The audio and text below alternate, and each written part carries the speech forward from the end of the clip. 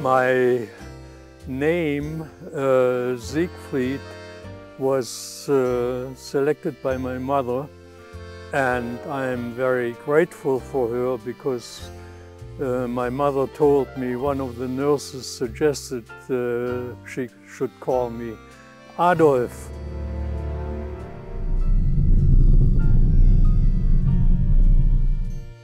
Adolf Hitler had come to power a couple of months ago. And fortunately, she didn't call me Adolf, so I'm very pleased about that. Schlannstedt, the village in which I grew up, was primarily agricultural.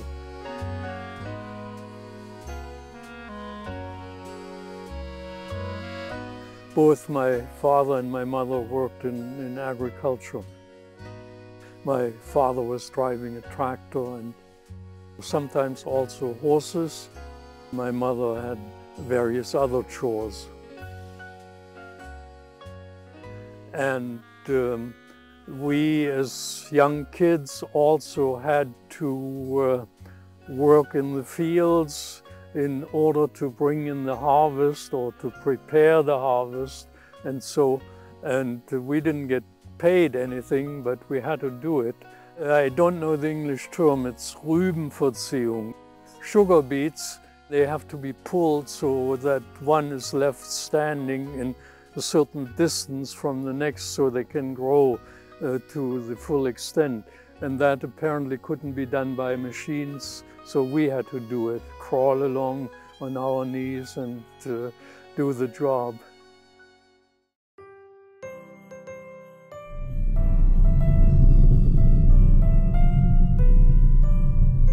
Childhood, well, Christmas was a great holiday, and Christmas is celebrated somewhat differently from America because you had the Christmas tree was only to be seen on Christmas Eve.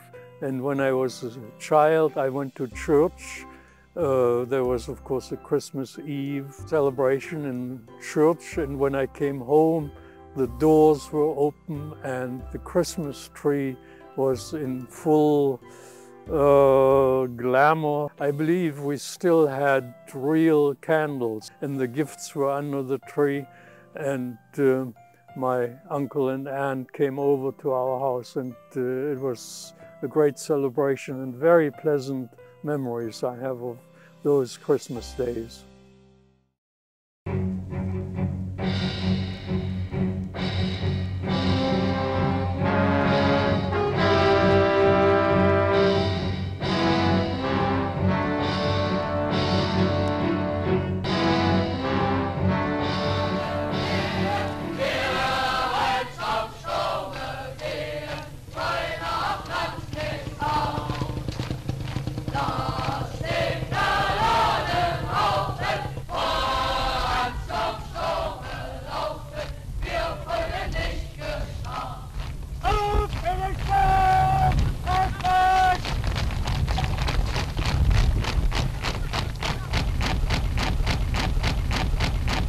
You did marches and sing songs with flags and so on. That was obligatory. You have to be a member.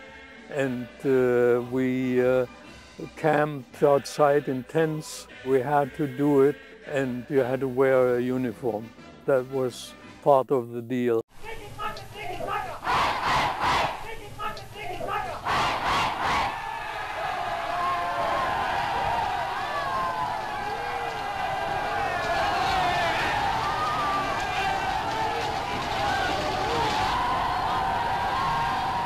I do remember I ended up in a camp outside of Schlannstedt and outside of Halberstadt because the son of one of the big estate owners in Schlannstedt persuaded me to go instead of him. He was older than I, at least 3 years older.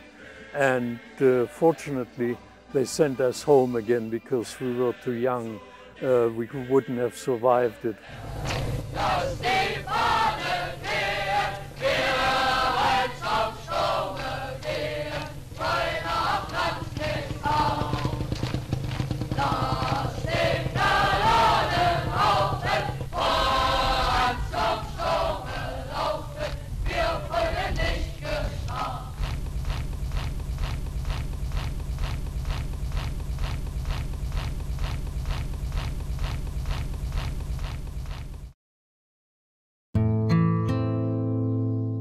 the bombing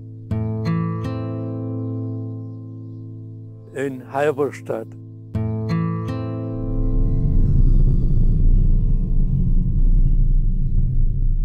It was in bright daylight. You could see the bombers coming in, and they looked spectacular in the sunlight.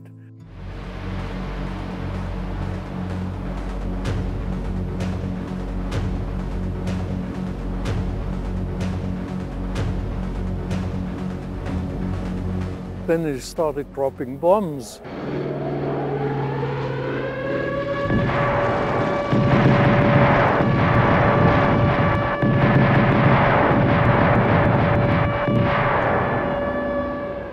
So everyone rushed into the Unterstand, the bunker.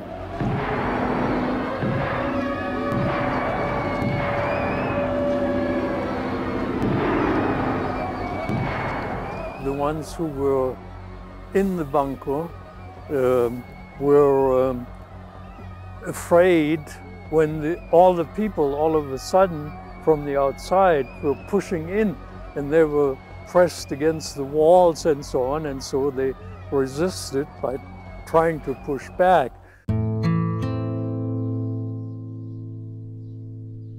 I was 10 years old, or 11 at the most. I was in class. I couldn't attend school anymore.